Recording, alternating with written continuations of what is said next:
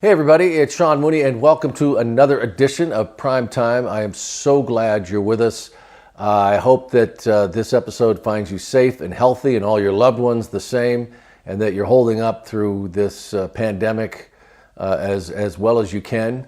And we all are just praying that it ends soon. And I hope that some of the content that we've been able to provide over the past weeks has helped you get through it a little bit. And I really want to thank you once again for tuning in. We're coming off a great episode with Eric Bischoff. I hope you had a chance to listen to it. Waited a long time to get Eric on. We started talking, I think, a couple of years ago. I remember running into him at an event. I think it was the StarCast, the first one, and saying, hey, you got to come on the podcast. He's like, yeah, sure, absolutely. And we've just never been able to do it up until this point because he was so busy. And then, of course, he went to work for the WWE.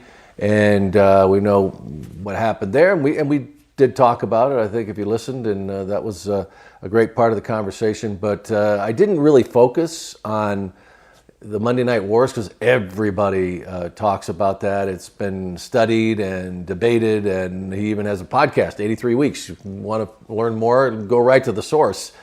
But we get into it. But I really was interested about who he is and how he became who the person he is now, growing up, and also some of the things that he went through getting to that point where he was ready to take over a company like WCW and do what he did, and also some of the things growing up really taught him not to take shit from anybody, and he's still that way. And we also talked about things that have happened since and what he's doing now. So if you missed that episode, man, don't miss an opportunity to listen to it because you're really going to enjoy it. And we don't let up from there. We got more coming.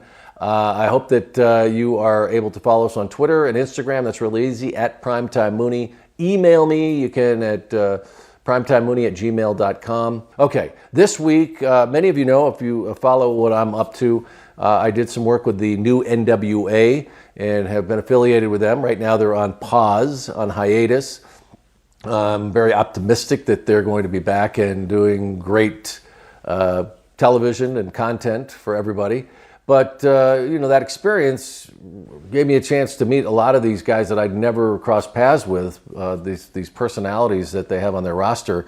And, of course, you probably caught the episode with Nick Aldis. He's been on a couple of times, the reigning NWA World's Heavyweight Champion. Also, Eli Drake has been on, James Storm, and others, the Thunder Rosa.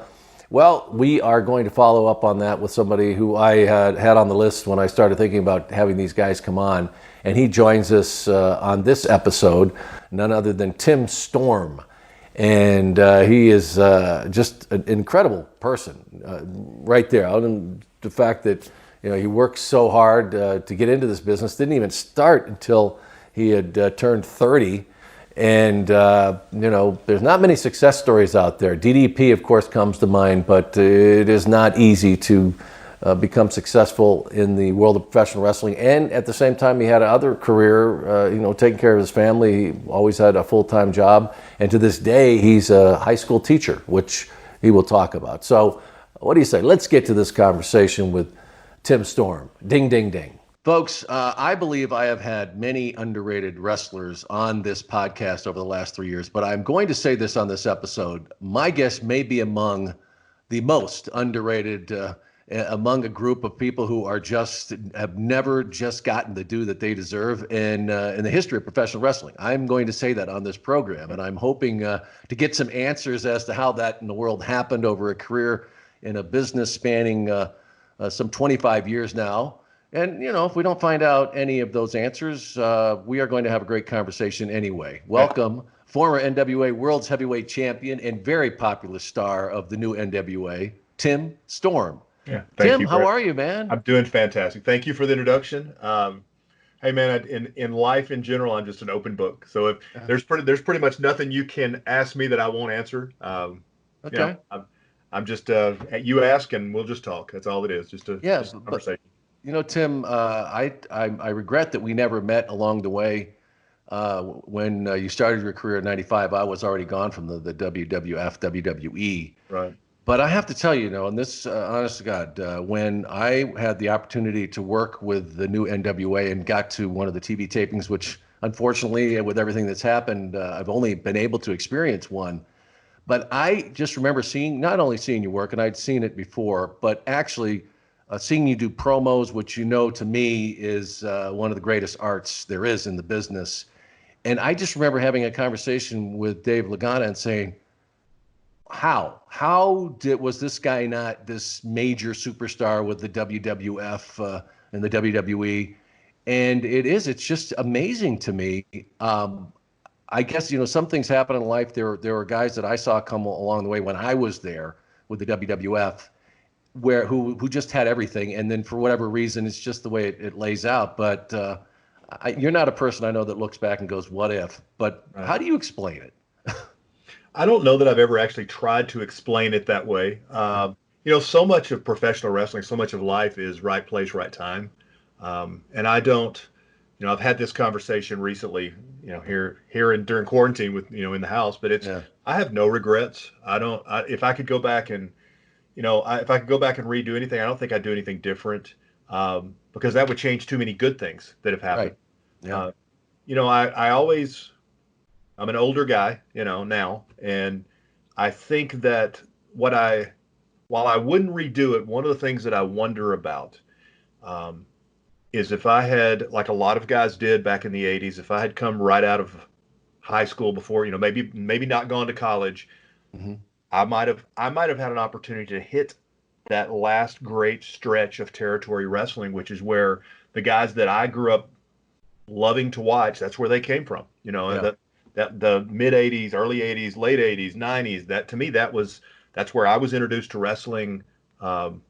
People who are today Hall of Famers. Now, again, if I had that opportunity, I don't know that I'd go back and take it, because that all came about with, with college and jobs and family and all of those things that follow with that. Yeah. I wouldn't redo that, but man, I do think I wonder how I would have done in those circumstances. Because anybody who loves the history of wrestling, I love the history of wrestling, Mm-hmm. and I've spent more time watching 80s and 90s wrestling the last 7 weeks than I probably have in my entire life, and listening to those stories. Nobody knows how or if you can make it in those weird circumstances of being on the road 300 days, and Right. boy, I'd like to find out if I could have. Again, wouldn't change it, but it would be fun to know.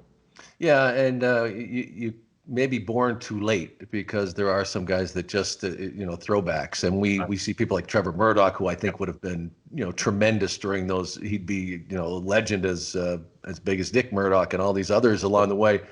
But what was it about? Because I love to talk about those territory days, because they really are what shaped this business. Yeah. And of course, Vince McMahon changed all that. But there's something to that period of time. And like you said, the fact that these guys were literally on the road. I mean, they weren't just hopping planes, or these guys were in cars and traveling. What was it about that era, though, that fascinates you and really captured your attention, I'm sure, early in life? Well, I was listening to I grew up in Arkansas, so I was very fortunate about what I got to see wrestling wise. In the mornings, I got Memphis wrestling, so I got what is it, USWA. So I had Lawler, Honky, all of those guys that came through there, Hamala, all those guys. In the afternoon, 605, on Turner, I got the NWA, I got Mid South, I got all of that, and then at night I got World Class, because I got it out of Dallas, on that superstation. Yeah. So all of that kind of molded kind of what I saw as wrestling, and that's really truly that's why my heart is so strong with the NWA. To me, that was wrestling. But I think the thing that came out of those territories, and I tell people today when they ask me like some of the things that I see that have changed. Yeah. Those guys on a daily basis were molded into professional wrestlers. You spent, and usually, I mean, again, I got to experience the tail end of some of this, and I've had some experiences that I can relate to it. People that are legends in wrestling that have given me their time that I've been able to travel with.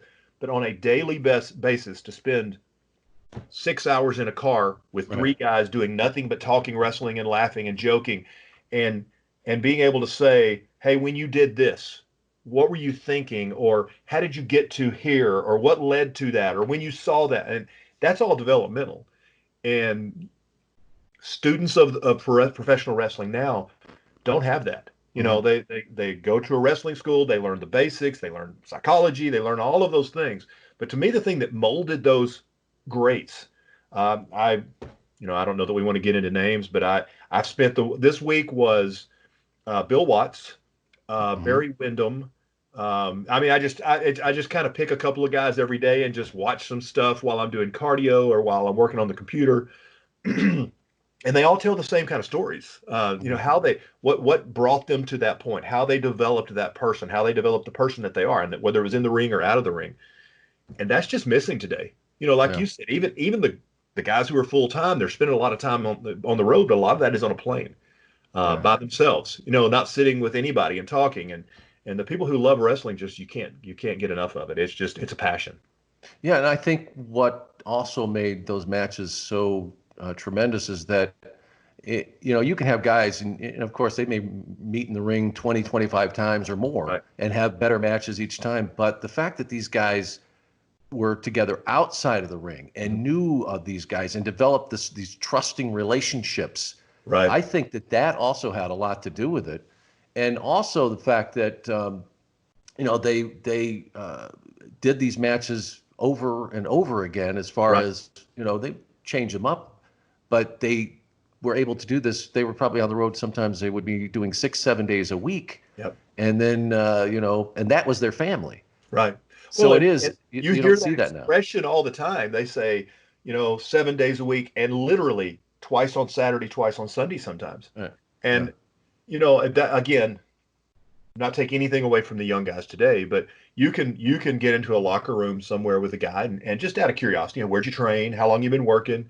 Oh, I've been working 6 years. Yeah. Okay, well, 6 years today in independent wrestling, and I'm just picking a random number. 6 years could be 20 matches a year, right? So maybe they've had 100 matches. Well, a year of wrestling in the time period we're talking about, you had 120 matches in 120 days. Yeah. It's a whole different concept. So somebody now can say, I'm a veteran, I've been working 6 years. That's nothing compared to those guys that are on the road literally 7 days a week, twice on Saturday, twice on Sundays. I mean, there's nothing that replaces in-ring experiences. There's Yeah. nothing. Yeah. And who are some of the early influences? Because when I see you, I mean, I see influences of Dusty, Mhm. Harley Race, who Yeah. are just these. You get what you see here, folks. And I'm just being me. Were they two of them, and what others influenced you? No, you, Then you nailed it. And if I had to say, uh, I mean, Harley Race from a promo style, I just love I go back and watch his promos, and I'm still in awe. uh, Uh, Dusty Rhodes, I loved. Harley Race, I loved. Um, as far as a work style, and I'm not saying I would ever get to that point.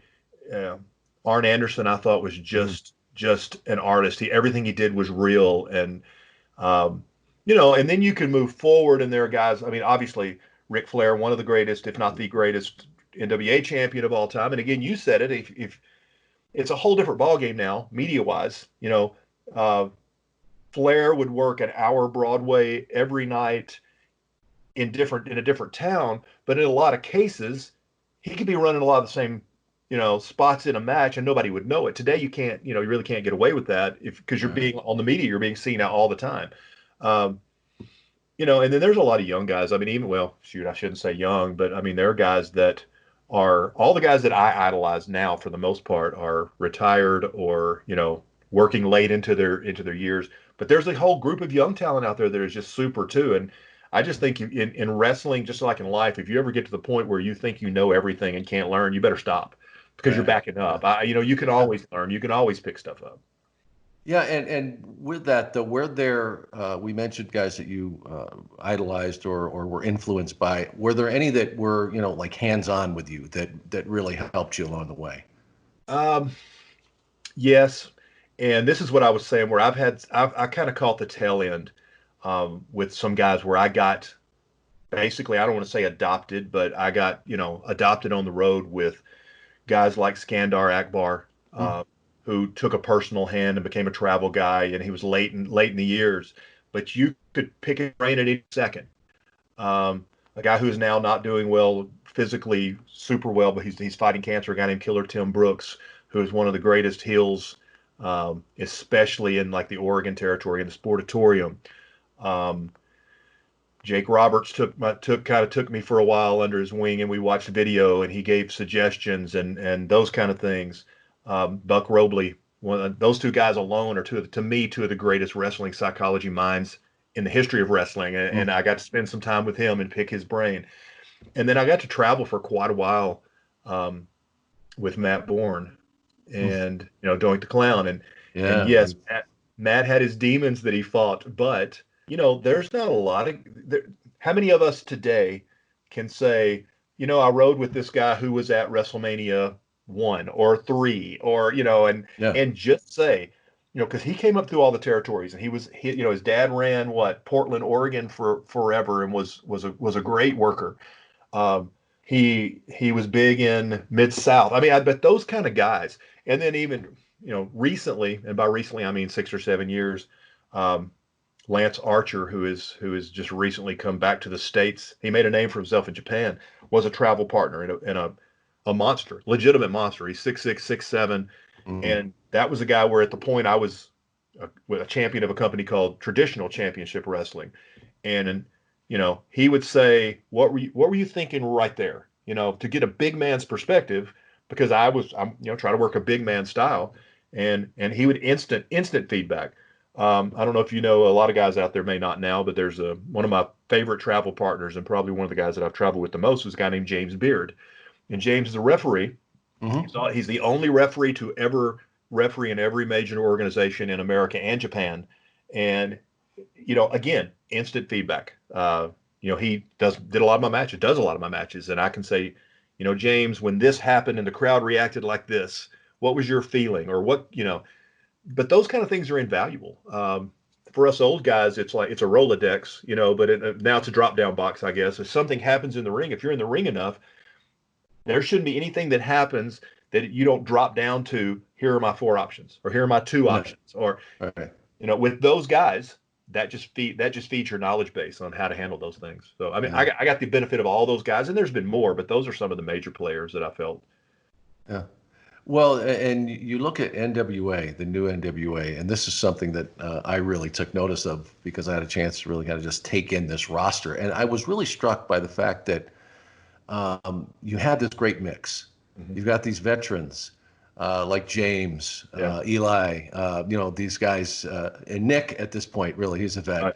And then you have some of these young guys, Right. people like Ricky Starks. Mhm.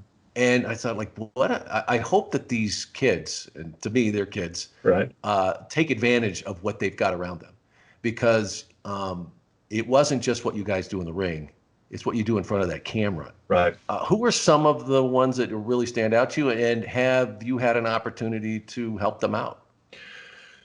It's you said Ricky Starks. Now Yeah. Ricky's somebody who I have known not extremely well, but I think Ricky claims. I think his hometown is Louisiana. Mhm. But has spent a lot of time on Independence in Texas, and I've gotten to know Ricky off and on over the years. So he has come to me and said, okay, on that promo you just cut, or what do you think about this? Yeah. Super talented, athletic. Yes. It's Yes. just, as being in many locker rooms. Yeah. Um, the locker room it's a ours is incredibly gifted, and it's a mixture of young talent, experience. I mean, you've got everything from those young guys all the way up to Ricky and Robert, who you can't get any more experience, than those Yeah. guys. Yeah. George South was in the locker room a couple times. I'm just saying those veterans Yeah. bring something that is valuable to everybody, but it's also such a intense. And I don't want to say, I don't know if high pressure is the right word. I feel pressure differently than most people do. I'm not gonna say I don't, but I Yeah. feel it differently. Um, but I know, like you bring up Ricky, there was on the pay-per-view. I think Ricky worked 3 matches on the Hard Times pay-per-view to get to the finals, to win the finals. Right.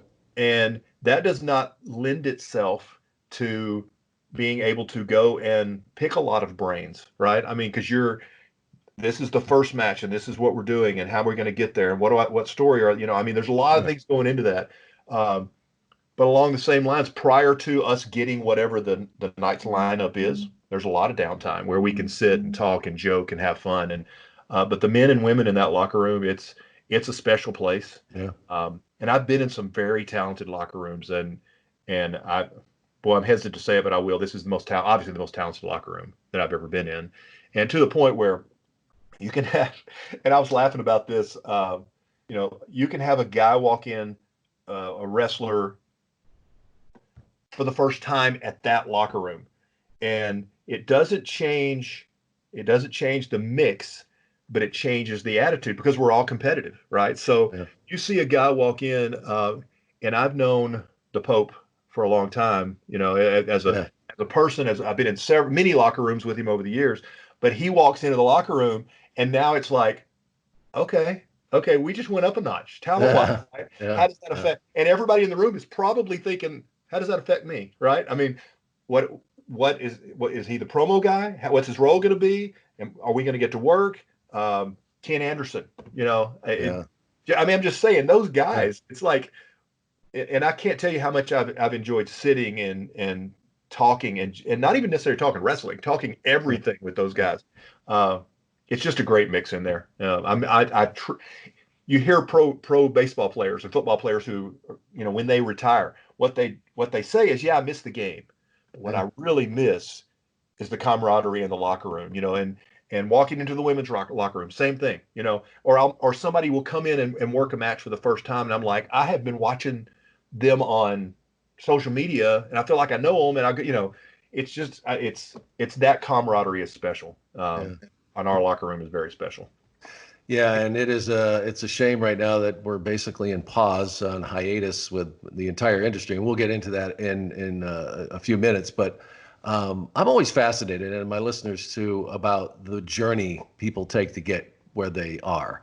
And because I'm to me, that's when you're a youngster and growing up, and the people around you shape who you're going to be, and it's very clear as they live their lives. Tell us a little bit about that story, where you growing up in Arkansas, and what led you to wrestling. I grew up in Pine Bluff, Arkansas. So when I say I'm from Pine Bluff, that's legitimate. My mom is still there. I mean, everybody now knows Mama Storm, which just still cracks me up that that's a thing. But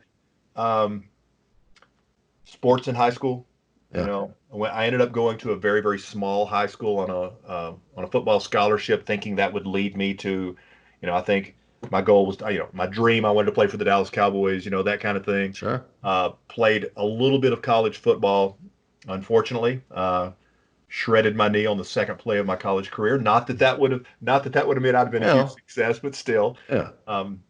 You can still say what if. Yeah, well, it is what it is. And I went from, being fairly fast to being able to jump to, okay, I need to change everything now. So, but I didn't, I went on with marriage, having kids, owning a house, car payments, vice president of a company. And I was playing lots of sports, doing different things competitively. And one day I just said, I think I love wrestling. I've always loved wrestling, and I want to see what opportunities are there. And I remember going to the president of the company, the guy that I worked for, and I said, hey, I think I want to pursue this, as I don't want to quit my job. I had a great job. He goes, no, you don't want to do that. And I went, no, I'm pretty sure I do. And he goes, no, I don't think you do. But his whole thing was, and he told me this, he goes, this still makes me cringe a little bit. Professional wrestlers are just professional liars because everything they do is not real. And I really can't see the vice president of my company being a professional wrestler. And I went, oh, okay. I see where you're coming from. And of course I did it anyway. I just didn't make it. I didn't make it. So I started driving and training. I think, and my daughter corrected me on this the other day, and because I always say I was about 30. I think I was a little over 30 when I started training. My first call was to WCW Power Plant, and they had if you were over 30, it wasn't like they wouldn't take you, but that was like their cutoff. And I said, well, what if I'm slightly over 30? And I don't even know who I spoke with. And they said, well, then you need to be in the best shape of your life. And really what they were saying, and again, I'm not, not talking down, but it was like, we'll take your money, but your Yeah. chances are not very good. And I had a friend of mine at church say, hey, listen, I told him we were talking about it. And he said, I saw this ad on a local TV station. He goes, I'm going to be really honest with you. He goes, the production was not good at all, but they're advertising a wrestling school. And so I was in Pine Bluff, or at the time living in Little Rock, and this school was in Paris, Arkansas, which is about a little less than 2 hours away. Contacted them, worked it out, started training, and at the time I was probably, I don't know, 285, down from 320 or 315 at my heaviest, and because of my size, which there's always seems to be a place for big guys in wrestling, I was pushed into matches pretty quickly. Within 6 months, I was working, and boy, I was terrible. I was horrible. I look back now and just shake my head, and it's, I wasn't ready, but and instantly hooked. I mean, I can remember the first match crawling literally because the way it ended, crawling through the curtain, and the guy goes, "Hey, that wasn't bad, for a first time." Yeah. And I said, "I hope not. I've been waiting 30 years to do that, because I've been wanting to do that all my life." But I also realized at that point I didn't have any concept of the cardio that it takes to work a match. Yeah. No And I thought I kidding. was in good shape. Yeah. And I get blown up. And you were still working full time? Oh yeah, yeah. So how did you balance that? Well, I mean, Because working out and doing matches and working full time with the family? I, it really didn't. Working full time or at least wrestling full time. Um, I was traveling. For the long time, I've traveled just about every weekend, and now, as with my current job, I've got 3 months off in the summer. I've Mhm. got 2 weeks off at Christmas. I've got a week off at Thanksgiving, and if you balance it right, um, it's doable. At the time, I was anytime WWE came through, I was traveling, trying to get, you know, supplemental talent matches, getting looked at, trying to get in every weekend that they were anywhere close, and had some opportunities with that. But it's a weird balance. But because I started wrestling so late, I don't think I literally did not miss my son's football practice, Mhm. a day of football practice. I think I may have missed one game, and he played all the way into college. Um, but when they were done, like when they got through with all of that, it was like, okay, you know, and then I didn't miss I mean, I probably, until this thing, I probably wrestled, I don't know, every weekend, 2 or 3 times a weekend, throw in the NWA pay-per-views and all that kind of stuff. And it's a juggling act. But when you love something, you're passionate about something, you find a way to make it work. Yeah. So, Well, that's incredible that you were able to, balance the family life too. I mean, because boy, that's one of the things you hear. If anyone has regrets, they missed everything. They right. missed superstars who were with the WWF. Forget it. Who never, you knew that schedule. These guys would be on the road, nearly 300 days a year. They'd get home for a couple of days, and when they did, and it was one day traveling and one day going back, and whatever they got to squeeze in between. Yeah. And the fact you're able to do that, but you think back that if you would have made that like this is my job and just devoted your whole working career to that, it would have been different. There's a lot of variables in there, right? I have I have been, even in my own mind, surprisingly successful at times in every promotion I've been to. So I would like to believe, had I devoted myself to this full time, that I would have had equal success. But there's Mhm. also, you don't know, right? I mean, you starting, not even like getting in the ring until I was over 30. There, in a lot of ways, I wonder if that, you hear the proverbial bump card, right? I mean, Ricky Steamboat said, I knew when my bump, when I punched my last, on the bump card, I knew Right. I was done. Maybe not bumping and taking that brutal beating until I was 30 something has helped me, stretch that career some. Mhm. Um, I'd like to think I would have been successful. And there's a lot of people that, I read now, where has this guy been, or what, how did they miss him or whatever.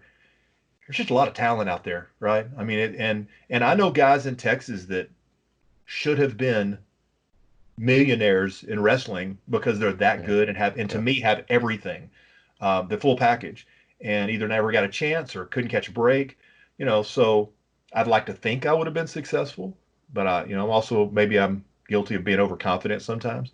But you never know, you never know until you're in that situation, and that situation just didn't develop, and you just kind of said it yourself.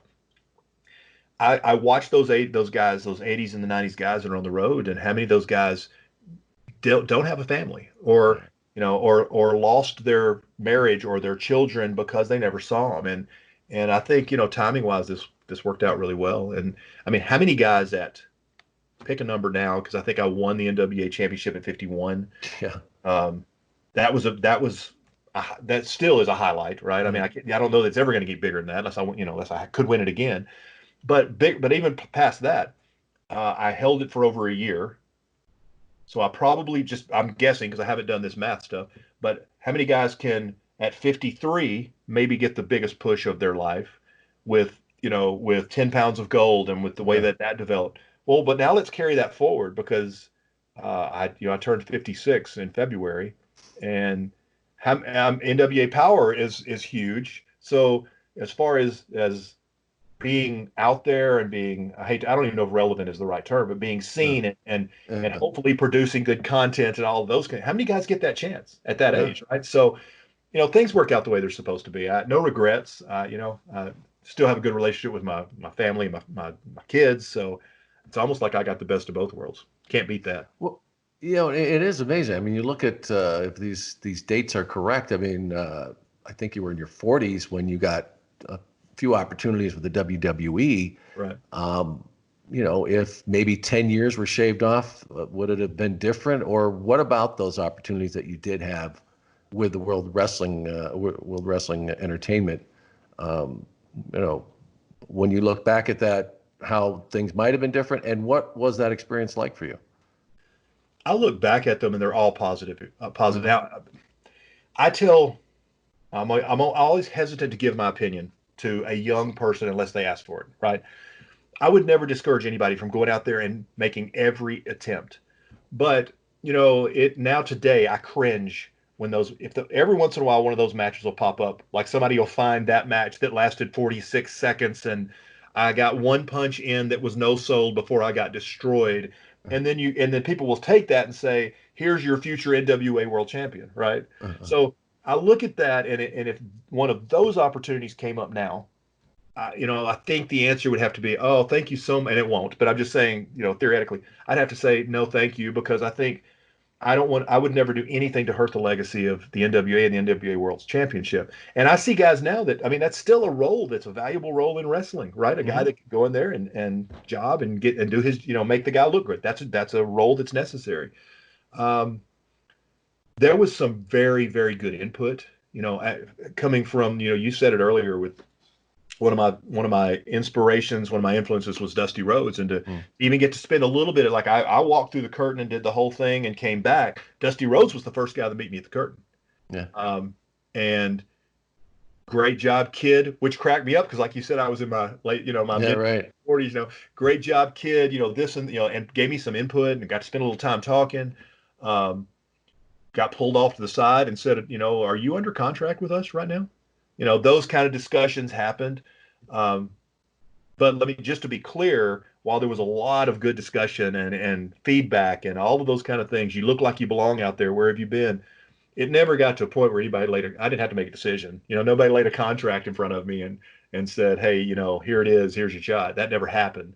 Um, Again, though, I mean, realistically speaking, and I'm picking a number because I don't know what that number was. Let's say I'm 45 at that point, right? How many guys break into WWE at 45 years old, right? Yeah. No And kidding. especially, I don't know if you've seen pictures, but it's a lot of people say it's the mullet. It wasn't a mullet, but it's the long hair, Yeah. top ponytail, big nasty Fu Manchu mustache. Probably 30 or 40 pounds heavier than I am right. It was a different look, and I was going for a different look, but Yeah. different time, different place, different opportunity. Um, but as I sit here today, as I sit here now with the success that 10 Pounds of Gold has and NWA Power has, and the resurgence, my goal has been, before I knew anybody that is with the current NWA, my goal has been, what can I do, if anything, to help the NWA get that resurgence to back to where it deserves to be. And when I said, yes, I'll work with the NWA, that was my goal, period. Yeah. That's all I wanted to do. So I can't go back and undo. I wouldn't go back and undo, because look where we're at right now. And like you said, we're on pause right now. Who knows where this is going to go, right? None of us do. But no regrets. Love where Yeah, we're at. you can't. And I have the same thing. I look back at different opportunities that came my way, and I made different choices at the time. And also, I think back, I think, God, if it's like if I knew now what didn't Yeah. know then, Yeah. it would be different. Because I think I'm better than I ever was. But I'm Absolutely. 60. I'm coming up on 61 here. Right. But it's amazing that and I hope you're not offended by this, but you look like tremendous Thank you. compared to when you mentioned Right. the extra weight, the belly, the mullet, and everything. I'm like, what? But I wanted to ask you, like, what is your secret for people that are older and just for conditioning? What is it that was there a point where you turned things around, had a different approach to how you were going to stay physically fit? What happened?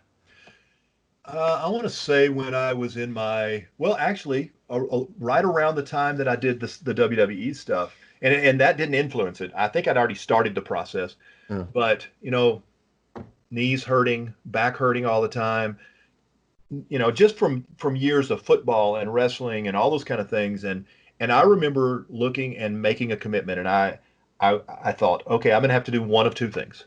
I'm either going to have to just get out of the business, right? I mean, because I don't like where I'm at, Hmm. or I'm going to have to change who I am, what I look like, how I approach it, so that I can keep moving forward. Yeah. I chose that, and I had convinced myself, I've been dieting my entire life. I have.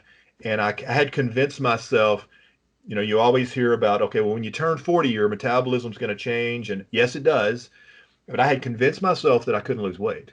The diets don't work. And then that's just not true. Yeah. What doesn't work is if you don't eat right and exercise, and it's annoying. That sentence is annoying, right? Because that's what you hear from every doctor. Yeah. Well, eat right and exercise. Yeah. Well, yeah, Portion control. yeah, yeah, yeah, portion control. You make it sound so simple, Yeah. but I just made that commitment. Now the term is keto. Low carb is what we were calling it when we were doing it then. And I Mhm. started low carb diet, and basically it's still all that works if I stick to it. Got in the gym and stayed there. I mean, there was a time that I got down to 285 to make a tour, go to a trip, but a wrestling tour in Africa. Got down to 285, and when I came back, I don't think I went to the gym for over a year. Right? I mean, you can't be successful without consistency, and that's really what it comes down to. It's just I I love the opportunities that I'm getting. You can't mess those opportunities up, right? So you have to work. You have to be consistent. You have to work hard. I hate stepping on the scales. Like right now during quarantine, right? I haven't been to a gym in 7 weeks, 8 weeks, and my goal is I've got if we get cleared, unless speculating, Yeah. we say we're going to have a show in 2 weeks. Am I going to be ready for that show whenever that is? And that's kind of my goal. That's what I'm doing now. So, the first thing that I did was I ordered an exercise bike online for cardio, Mhm. and um, I have limited weights, but I'm making it work. So my goal is when the word is let's go, I'll have about 2 weeks to be right exactly where I want to be, and that's a challenge. So here, short answer: work hard consistently, eat right, and it's just a commitment because we can. If I can do it, anybody can do it. Well, Tim, I've seen Eli put up some videos of him working out. You should do it for us older guys. They're not going to get to your level, but I mean, it would be really, I think they'd probably get a lot out of it, of how they can get in condition even in your 50s. It's You I've thought thought about it? about it, but it's part of the way my brain works. It's part of Yeah. me, and it's like I don't very few times in a locker room will I walk up to a young guy and say, "Hey, kid, let me tell you something." Right? Yeah. That's not the way my mind Right. works. Now, if somebody comes up to me and says, would you mind watching my match and giving me some feedback? Or did you see it? Absolutely. I think maybe if I speak, I could be motivating, but it's probably pretty boring watching me do 30 minutes on the exercise bike twice a day or three Mhm. times. My whole thinking is, like I said, I've watched more YouTube videos and wrestling in the last 7 weeks than I probably have in the last 7 years. Yeah. So if I'm going to sit there and watch that, I, I might as well do it on the exercise bike. So, I roll up on that and just sit there and pedal and watch TV, and Get something out of it. yeah, that's my goal. Yeah, and I want to talk about your most recent success, I guess we can call it, but becoming the NWA World Heavyweight Champion was an incredible accomplishment just for somebody to do that. We talk about the history, we Right. could list the names, but how did that opportunity come about? And then I want to talk about how you maintained it, because I think you had a great nemesis for that. But first, let's talk about getting that opportunity for the championship. I think, well, I had a good relationship with the former, uh, ownership group, Hmm. and everything I do, I really try to approach it professionally, right? I want to be a good representative of the brand, and I had a promoter. There's a group that meets once a year, um, and it was originally started by Red Bastien. It's called the Red River Shootout, or the Red Bastien Shootout, and it's a group of anybody involved in wrestling, and we would get together once a year. They still do it. I don't do it much anymore, but back in the when it started, it was a lot of old timers that were Yeah. just a pleasure to be around and listen to and talk to. Um, at one of those, a promoter walked up to me, and I'm a huge Texas like wrestling guy. I mean, growing up watching, and he walked up to me. I'd never met him before, and he goes, I run a show in Oklahoma and North Texas. I want you to be my Kerry Von Erich. And he couldn't have picked somebody for me to mark out more, right? I mean, if he Yeah, had picked yeah. another name, and I got involved with that promotion. I think the very first time I wrestled for him, he had the NWA Oklahoma franchise, and I won the NWA Oklahoma heavyweight champion. And for an NWA guy, somebody who values the history of that, and I do, it was like, oh, I'm home, right? Mm. So over the next however many years, I just continued to work for NWA Promotions, built a relationship with the former owner. James Beard was like an operations manager, uh, built a good relationship with him, won the NWA North American Championship twice, and represented that. Matter of fact, I think I lost that one to Jax Dane before he was world champion. Mm. Got to work, with those guys, with Rob Conway, who was the world champion, with Tenzan, wrestled those guys.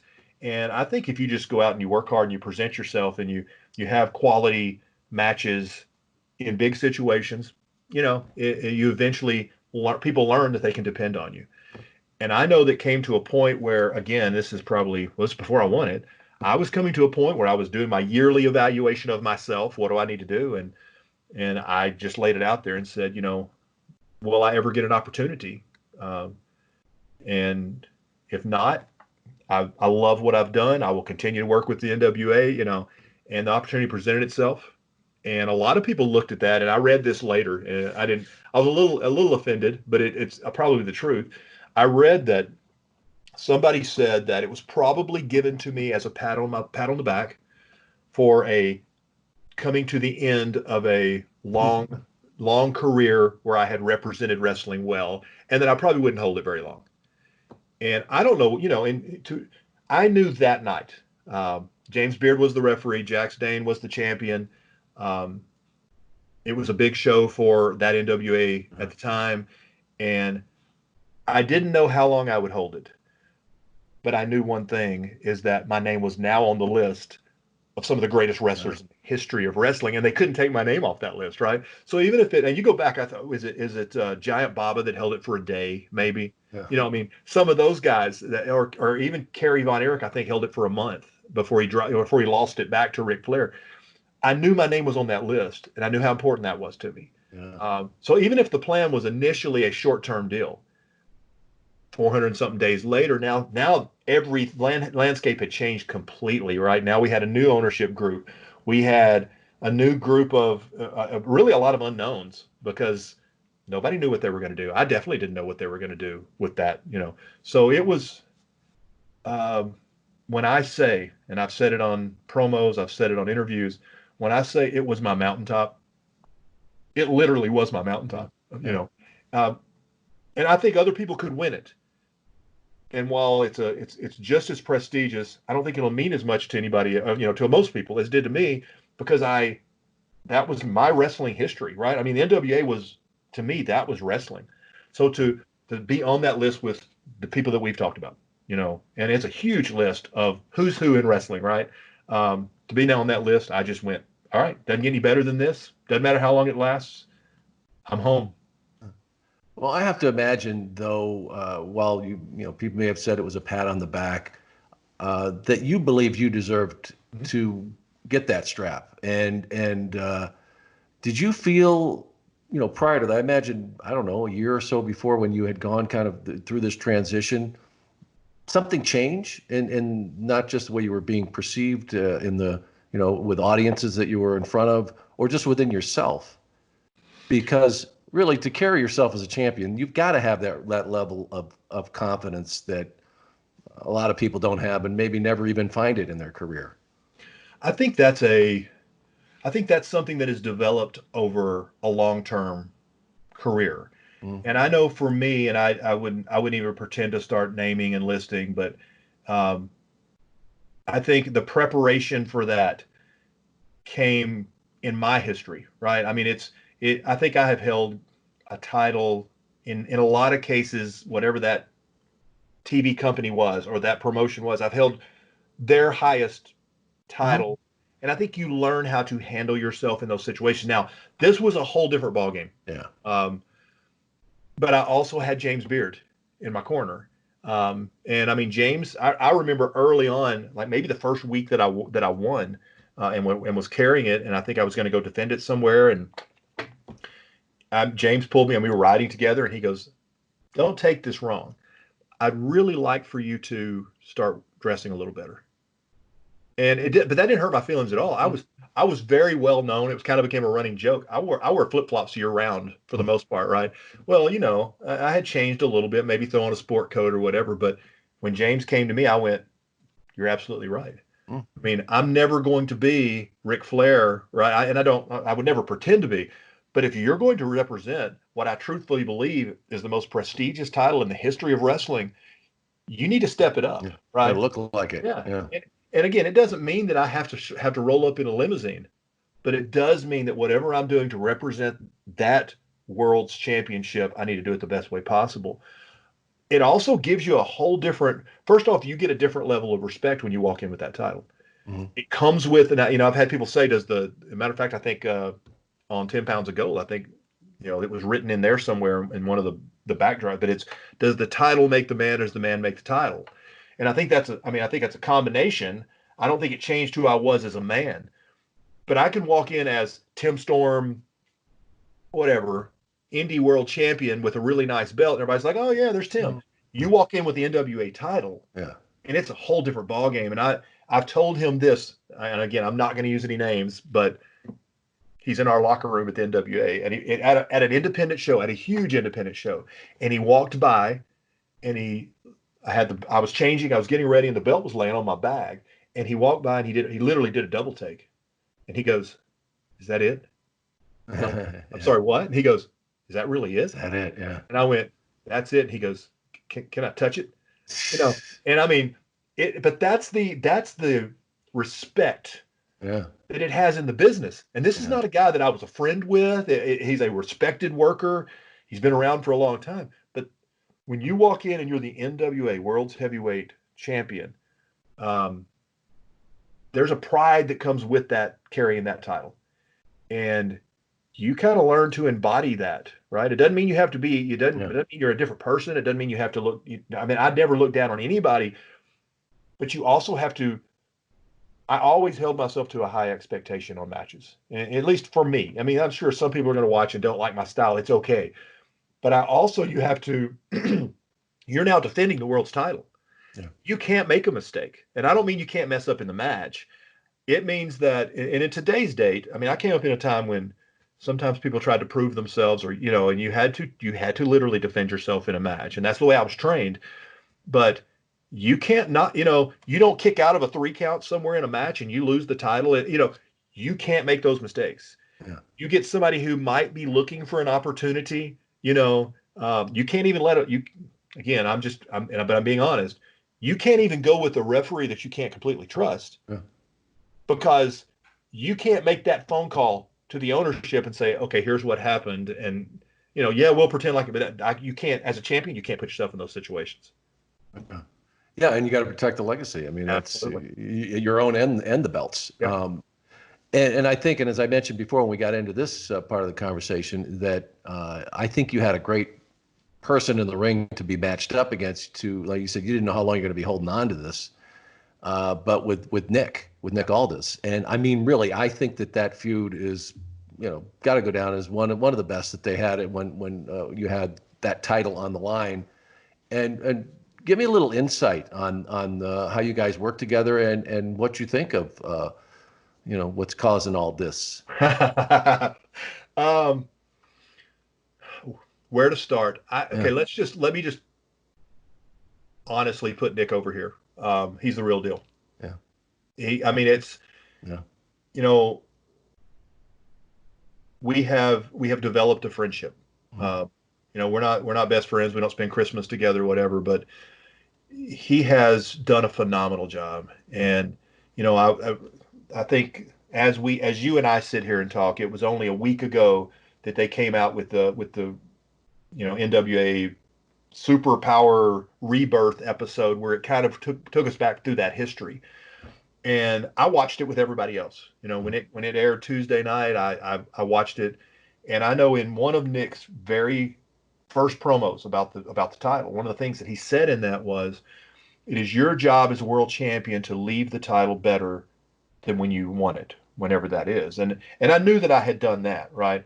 But now I want to apply that to Nick, because Nick has squarely taken that title and the NWA and has put that on his shoulders and has carried it.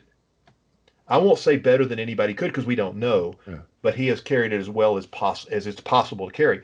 And I'll go back, and I in the ring. Wow, this is going to turn into a Nick fest, and I don't want to. Uh, he is he's always bigger than anybody thinks he is. I mean, the guy is legitimately 6'4", 2, whatever. Yeah. He's an athlete. He hits the top rope elbow at 6'4". He's a technical wrestler. He's good at what he does. The first season of NWA Power, he came out and cut, and the opening promos and the way he ushered in that era as the world champion with people loving him was textbook. And you Yeah. had people saying, you can't have a better guy represent.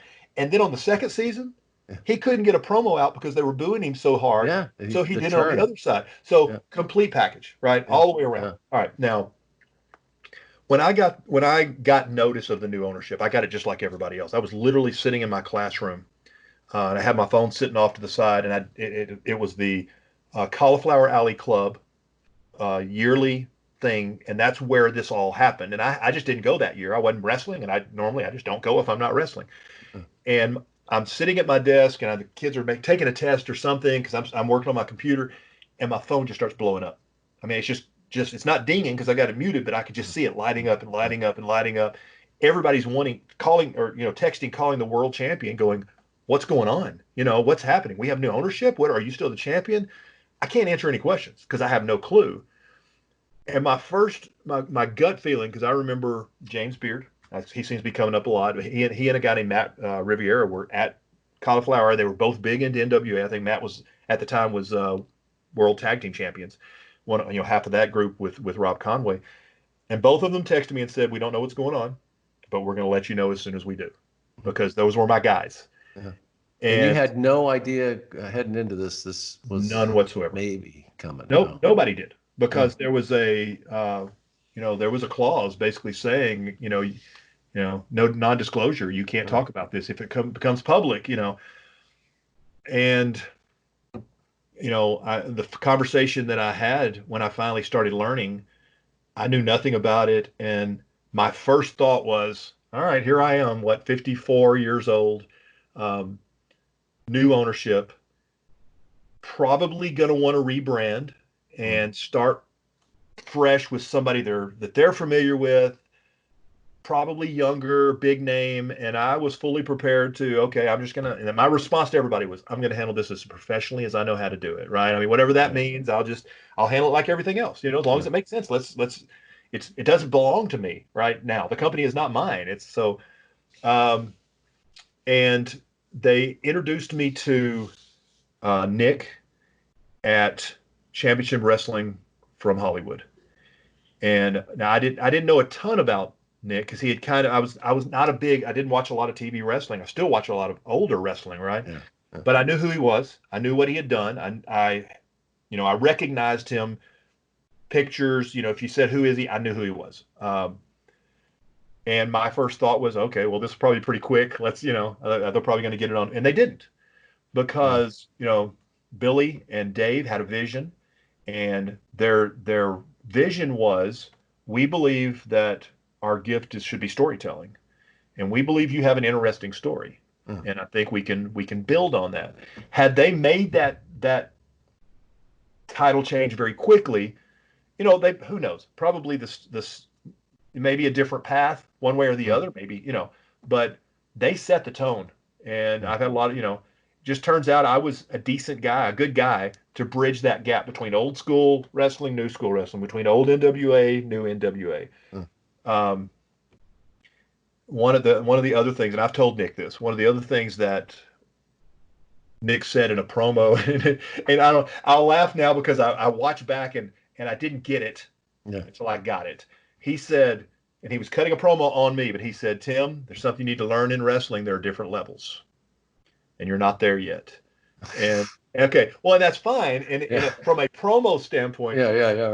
When I watched the deal the other day, Nick took a spill on the outside of the ring, and as the champion during the match, I walked over and I held the ropes open for him.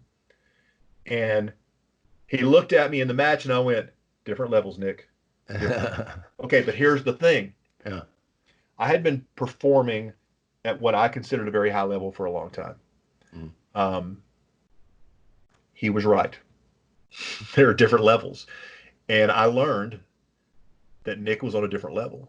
And he and I sat down and broke the match down, and I was not happy with my performance of the match. And he could have gone a lot of different directions with it. And what he said was, he goes, hey, listen, we did a lot of really good things. It could have been better, but he said, you have to realize that at 19 years old, this is him speaking about himself. He said, at 19 years old, I found myself in the ring with Kurt Angle, AJ Styles, Samoa Joe, with some of the best wrestlers ever. Yeah. And he said, I had that opportunity. You haven't had that opportunity. Yeah. He's right.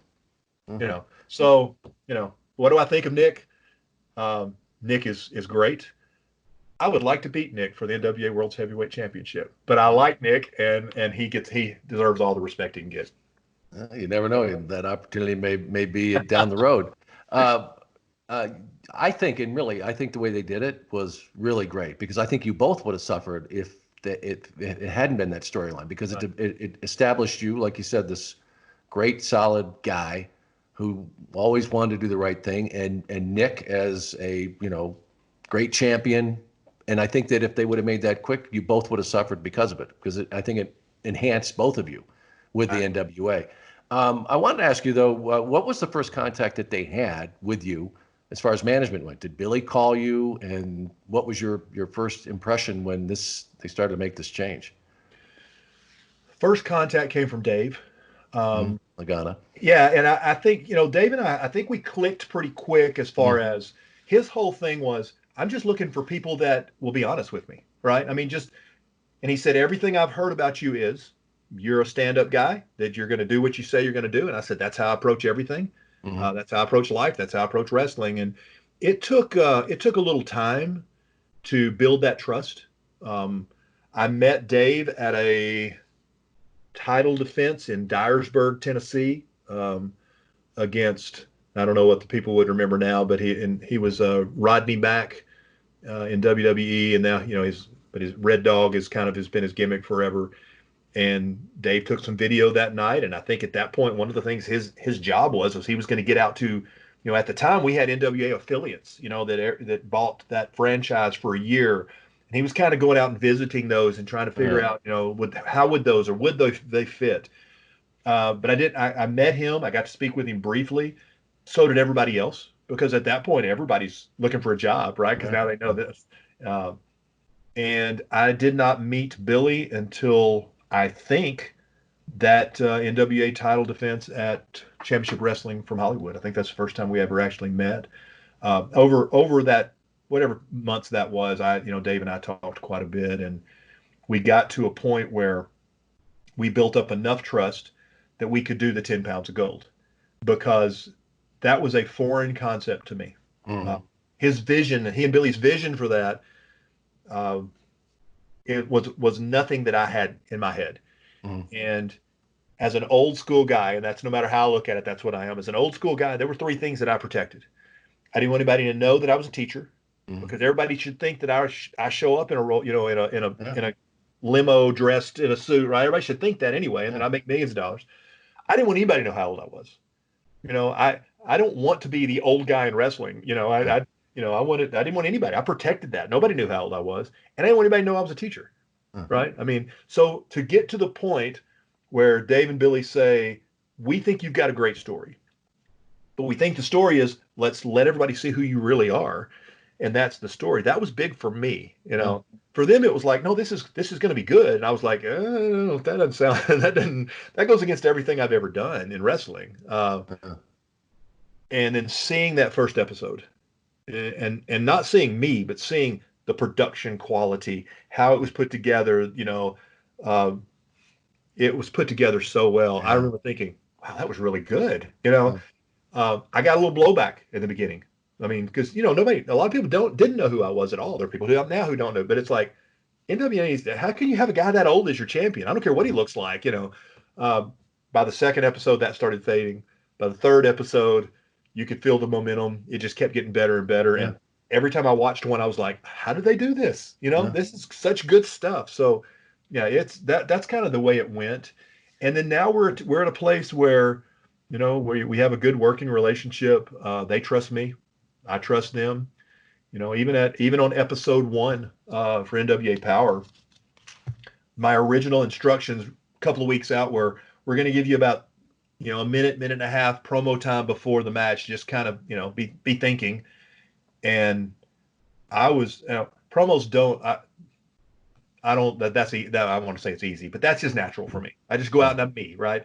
But my stressor was, all right, I'm about to have this match that I want to be better than the last match with Nick, right? Because I wasn't happy with my performance on that. And watching it back, different perspective. I want it to be better. I want my part to be better, because Nick did more than carry his weight, right? I have to I have to do a better job. But also, how am I gonna tell the people that I care about what I want to say, and how am I gonna do that in 60 seconds? And as I'm standing in Gorilla, right? And I'm kind of going, because I don't practice promos. That's a Dusty thing, right? Dusty says you don't practice a promo, because if you practice it, you lose the passion that comes with it. You can kind of know what you're saying. So I'm sitting there kind of going, okay, I want to hit these points. And Billy walks up to me at the curtain. He goes, don't worry about the time. Go out and do what you do. Tell them what you want to tell them. We trust you completely. And I mean, my shoulders just went, oh, that's a different thing. Right? Now that was my only pressure. It wasn't, what am I going to say? Because I never know what I'm going to say, right? It's always news to me too. It was, I don't have to rush. Right. Get it in there. Oh, that's awesome. And was it liberating? I think that series they did with you was one of the best, with the 10 pounds of gold. But was that process, as far as what, changing you in front of that camera? Because like you said before, it was old school. The two were separate. Now these have kind of merged into one, and it did reveal to people, like, this is me. I mean, really, was that a liberating experience? And how did it change who Tim Storm was? I don't really see anything but positives out of that. I don't think it changed who I was. It obviously changed the perception, right? I mean, the way people, what you could present, and to the people, what that you didn't before. Well, I am always just me, right? Yeah. And Yeah. then okay, and I'm a history of the business thing. So Yeah. one of Mick Foley's statements that he made in his first book was, when you're trying to figure out who you are, you throw as many things at the wall as you can, but what usually sticks is pretty close to who you really Who are, you are. right? That's what Yeah. usually ends up sticking. So no matter what role I had played in wrestling, it was pretty much what you see is what you get, right? Yeah. Yeah. Um, and I'm a big fan of the Undertaker's work, and if you go back and watch any of his stuff, whether he's working face or whether he's working heel, it's almost identical, Yeah. right? It's the same stuff. Yeah. So didn't matter which side I was working. I just maybe smiled a little bit more as a face. I did everything the same. So it didn't change. Those things definitely changed the perception of people, and what they saw that they wouldn't see at a show is the background stuff, right? But what I am, and it's like today when nobody's more surprised that people like my promos than I am. I'm most surprised because all I'm doing is being me. Mhm. So with Billy and Dave with the production stuff, they have never sat down. They've never sat me down and said, "Tim, here's what we need from you. We're really trying to come across with." They've never done that. Mhm. So all that 10 pounds of gold stuff that you've seen, all the promos that you've seen, Dave would set a camera up and we do exactly what you and I are doing right now. Yeah. Right? Just go. Yeah, he would ask a question and I would answer the question because that's what I do, right? I don't have to put on, I didn't know if anybody's going to like me or not, right? I don't have to put on a character. I don't have to, I'm just going to be me. Yeah. And like I said, I think nobody was more surprised than I was that people liked who I was or cared who I was because I was just being me. Yeah. But you do have another life, and you're known as Mr. Scoggins at school. And how do you balance that, and how has that changed? I have to imagine, you come into that first day at school, everybody knows, and do you have to say, okay, let's get this out of the way. I'll show you whatever you want to show, or ask me any questions. How do you handle that and balance it? It, Because you're an educator too. yeah, it's, I take both of those very seriously, right? Yeah. So I make this joke a lot. It's like I teach eighth grade U.S. history. The last thing that 13 and 14-year-old boys and girls need to be thinking while I'm teaching the Constitution Yeah.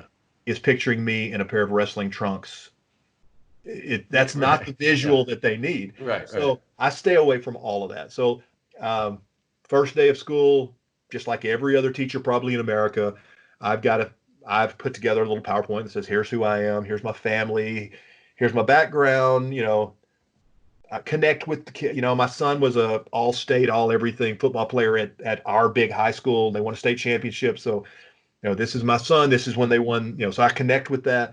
And then I'll go, okay, here's something that you need to know about me. This will be really the only day we talk about it, and then I'll put a few slides up, of again, fully clothed, professional, situations and say, Yeah. I've been doing this for 25 years. It's something I love to do. Anybody that you're thinking right now, yes, I've probably met them and maybe I've wrestled them. It's what I'm going to continue to do, but my job is to teach you U.S. history. So if you have questions, now's the time to ask them, and I'll give them a few questions. And most of the time they sit in stunned silence because it's the first day of school and they're not even sure where they're at. Um, and then it'll come up. Yeah. It comes Yeah. up. For a while, when I was doing local TV here, we had a group, with Lance Archer and Apocalypse. We were the Dark Circle, and it was a Mhm. very dark heel group. But we had this symbol, and we became. It was a hardcore time in my life where we were doing a lot of hardcore fires anyway. And I'd have kids in the hallway, Mr. Scoggins, Mr. Scoggins, throwing up the sign of our faction. I'm like, nope, I'm Mr. Scoggins. I'm a history teacher. So I'll laugh with them or we'll joke about it, and then let's get back to Let's hit the learning. books. Yeah. Yeah, that sounds terrible. I make the joke all the time. I work heel as a teacher. There's not a lot of smiling, and That's very disappointing, I'm sure, to a lot of your students. I gotta bring this up because it's so popular now, and I imagine you've been asked about it. But Tiger King is huge Oh, on yeah. Netflix, and video has surfaced that you and wrestlers.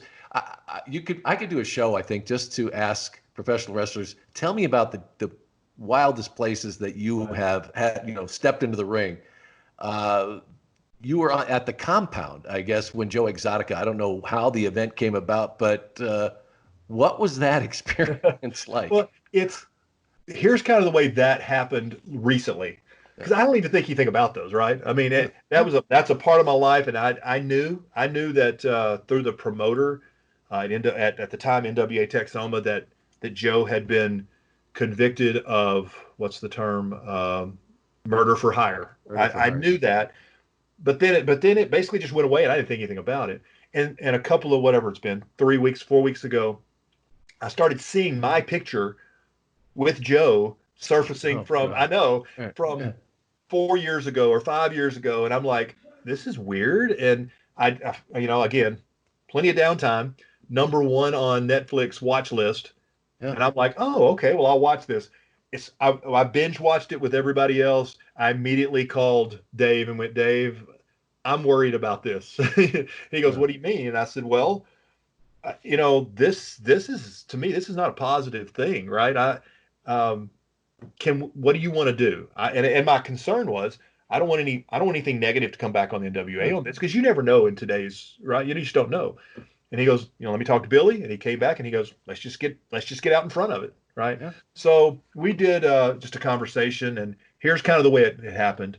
The promoter, who is an exotic animal guy, I think he has 2 monkeys that are his, that he lived in his house with him and his family,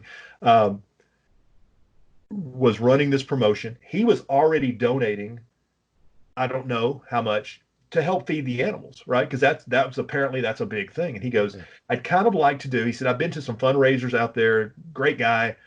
I'd like to do a fundraiser, a show for him, to try to raise money to feed the animals. Well, I'm all about that, right? Yeah. I mean, I'm an animal person for tigers, yeah. I mean, and it's very cool. I mean, I ran across, I went in I'm sure he actually got in trouble for this, but he let me in, not the cage, he let me in the compound with 8 or 10 live, full-grown tigers, and walked around, and it could have been lunch, Tim.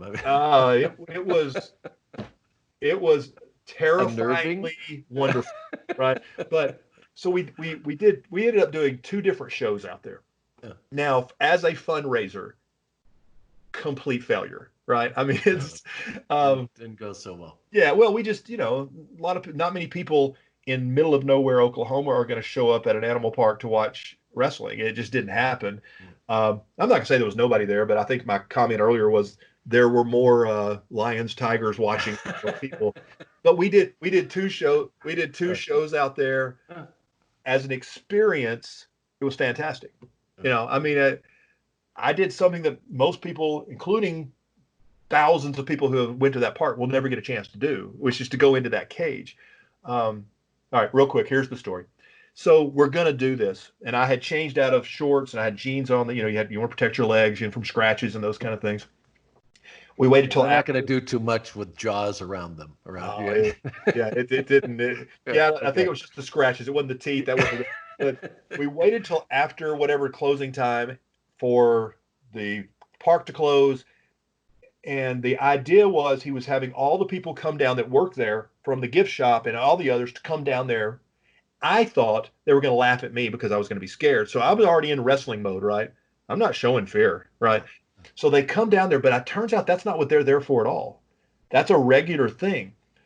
They would come down there, and their job, as you walked around this huge open area with 500-pound tigers and ligers, by the way, which is, was to make sure that you knew if one of those was coming up on behind you. If you look at it from a animal standpoint, like if you're a cat person, there are tons of cat people out. Cats love to play, right? They were 500, 600-pound cats. But if one of those comes up behind you and jumps on your back, you do not want to be underneath a 600, right? No. So you would walk around, and you had a golf club without a club on it, just the club, and you would walk around, and you would hear them going, back, back, back, right? Well, now I'm like, what? So it was a great experience. as you said. terrifying. Terrifying and wonderful at the same time. And now we look at it, and all of those things that happened are terrible. Yeah. There's no excuse for abuse of animals. There's no excuse for abuse of people. All of those are terrible. But I wanted to get out in front of that because I had such a "what am I going to do" feeling, and so yeah, it was no regrets. No, it was an appearance, but being around that guy, did you say he's a little odd, or were you just like? Joe was definitely different in every aspect of life, and it was by design. He ends up over the next year because he, as the documentary showed, he had his own little TV station thing, and he started coming out to our monthly wrestling shows, bringing his cameras, putting it out over his whatever network, and working as a commentator. He knew nothing about wrestling, not good at all. God. But he had the promoter's idea was we're getting you guys out in front of potentially hundreds of thousands of people worldwide. That was his idea. So, we never anything but nice to me. I never saw anything that was other than just him wanting to be different. I didn't see anything, So yeah, weird story, weird connection. Yeah. Great story. Great story. Yes. All right. I've got some questions. We just, when I found out we are going to be able to chat with you, we just put it up and we got a few I hope I can throw at you. Joe, this is off Facebook. Joe Lachiana wants to know, how was wrestling for NWA before Billy compared to after the purchase? It was good. It was completely different. The role of the world champion was defined differently. For the most part, the way the contract was written, and I'm just going to pick a number because I don't know. Let's say that there were 40 NWA affiliates in the United States. Mm-hmm. I know there was one in Australia. I mean, there were other countries too. But in their contract, they were supposed to use the world champion one time a year and any two other champions that they chose, NWA champions, once a year. If that had worked, then that means that I could have had, that's 40 bookings that the world champion would have automatically, plus any follow-up bookings. Now, that normally didn't happen. They didn't hold them to that in the contract. From a, I guess, just fact standpoint, it was independent. It was the NWA World Champion at an independent wrestling show, and it could have been 150 people. It could have been 700 people. It could have been 2,000 people. You just never knew until you showed up. You were usually going to work their top guy or in their promotion, so the quality of matches was usually pretty good. But again, you walk in as the NWA World Champion, and it lifts them to another level too. Yeah, you never knew. Okay, Dominic Tago. Were you a fan of WCW back then? And I think he's probably referring to when you came in the business. That you came in at an incredible time. And I'll just add, were there any opportunities along the way with them? Some opportunities, some matches at house shows and things like that. Yeah. I'm a fan of wrestling in general, right? I think 99%, 98% of anybody who wrestles at some point was a fan of wrestling. So growing up, like I said, growing up with, watching the Four Horsemen and Legion of Doom, and I'm watching all those guys. That's what WCW really was to me, right? I mean, it was the rollover for the NWA. So I was a fan. I'm a fan of all wrestling. I still am. Yeah. All right. And you touched on this earlier. I don't know if you have more to add, but Jamie Hewison, why did you get into wrestling in your late 30s? It was early 30s, and so many consider that that's too late. But you said all that time you wanted to get into it during your 20s. I guess why? What was it really that finally you said, you know what, I'm going to go for this?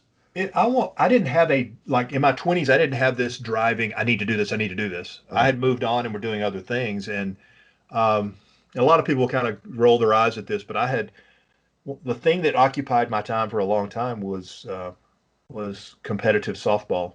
And I played at very high levels and traveled on a travel team, and we were doing that every weekend, and the family was going, and it got to the point where my knees were getting so bad that being on my feet that long was just excruciating, where my knees would ache for weeks. And then I thought I got to find something different. And then of course people were like, so you think this is going to be left? Yeah, right. But here's the funny thing. This is what I would always say.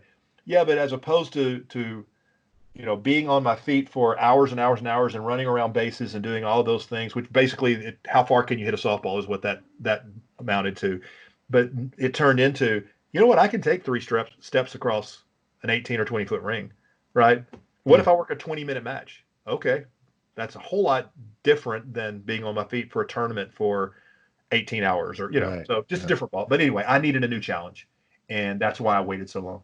Yeah. Let's see. Justin Ryan Lawton. What are your plans after you retire from the ring at 70? Would you like to train, consider WWE producer spot, commentary, managing, or just relaxing at home? And you probably have your pension for teaching anytime you want it. So, what are the plans? Do you have any, or just? All of those things, Hmm? except for the, doing nothing. I had a conversation with Dave Lagana this week about, as things are progressing, and I've already gotten involved a little bit on the production side. Yeah. Um, I love the agent idea because I do that at other organizations for their TV. I love helping young guys Yeah. structure matches and make sure they're, what is your thinking on this? How are you going into that? Um, I booked for a long time, at different promotions. I don't know that wrestling's addictive. Everything about it is addictive, and Yeah. the only thing I don't want to do is nothing. Whatever that role is, and if that means being more of a manager, but being involved and being around the wrestling and being in the locker room and all of those things, as long as I'm involved, I just want to be involved. Yeah. This is just from NWA Wrestling Fan. What are your thoughts on the Empire? What impact did it have on the industry at the time? The Empire was a faction in traditional championship wrestling, and that's one that I don't think gets enough. Um, it was really good. Yeah. I mean, the production quality was fantastic. The locker room was really good. The matches, it was old school wrestling at its best, and the faction that came out of it at the time, I was the top heel or top face in the promotion, and that's one thing you don't normally do is you don't turn your top face. And I had a heel turn, joined the group that had been, after me for so long, and Yeah. it started a whole new run. We had an incredible group of guys, and I think in any time you get a faction together, kind of in the four horsemen mode, you get the Yeah. one guy uh, who is a technician. We had more than one of those. You get one guy who's good on the mic. We had more than one of those. We had four guys who had different talents and could all go in the ring. And I don't know what impact we had on wrestling at the time, but I know for my experiences, and then taking that off TV and then traveling all over the South and working that was a great experience. And I'm, for the most part, I'm still friends with some of those guys. And Yeah. if I see those guys in a locker room, they're usually some of the top guys in that locker room because they were all that good. Uh, this is from Kyle Layton as we finish up here with the questions, Tim. Greatest memory as world champion? That may be your toughest question that I've asked you today. Yeah, that's tough. Uh, I guess if I have to narrow it down to one, man, that's tough. It's winning it because for me, emotion is real. yeah. To winning what really is the mountaintop of my wrestling career um, at 51 years old with one of my best friends as the referee and one of my really good friends as my opponent in front of my crowd, in front of at my home promotion where I was active and booking. I'm not sure it gets any better, Yeah. but defending the title in Japan, pretty darn good. Right now. Uh, walking out at NWA Power episode 1 and cutting a promo that people caught on to really good, working a tag match for NWA Power with, it's aired. So, but I mean, it was me and Robert Gibson and Eli Drake against Strictly Business and Scott Steiner.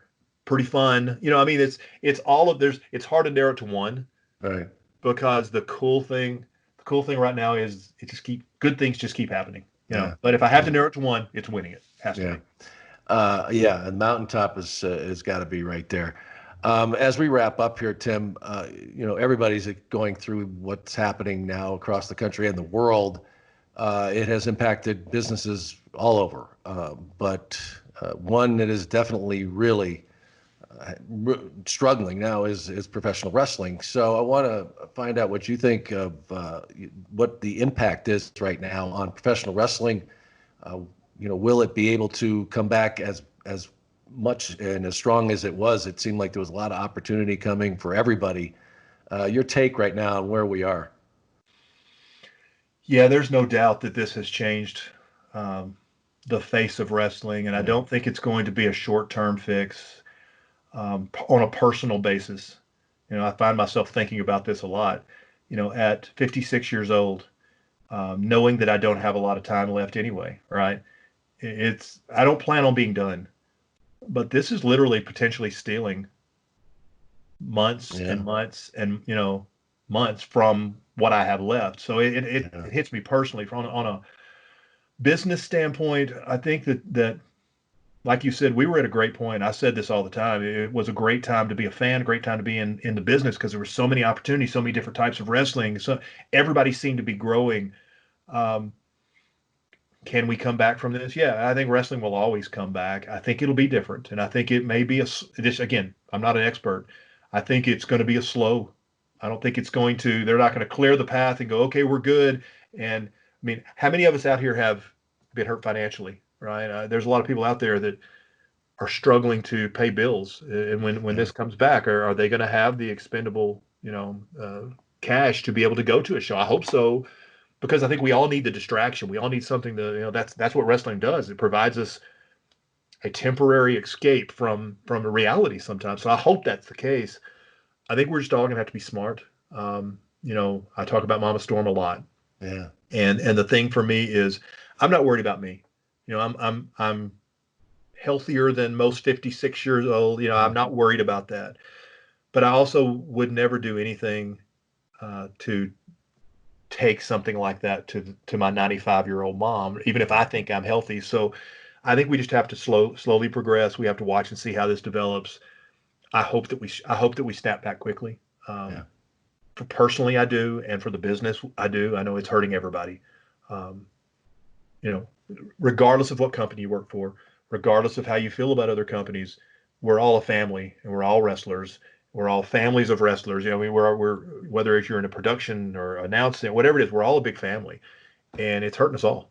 Yeah. So hopefully we can recover quickly and get back to doing what we love to do, and we love. But hopefully everybody will look forward to. I know they're looking forward to it. Be able to enjoy it again.